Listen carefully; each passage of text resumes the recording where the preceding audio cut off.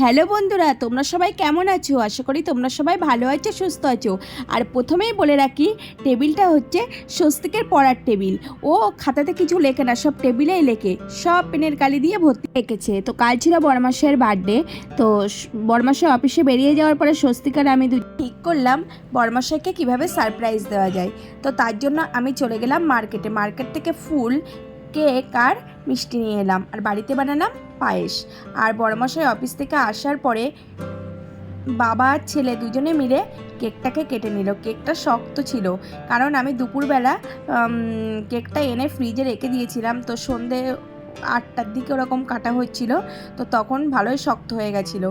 তো কেক কাটা হয়ে গেছে। এবার ছেলে বাবাকে পায়েস খাইয়ে দিচ্ছে, বাবাও ছেলেকে খাইয়ে দিচ্ছে।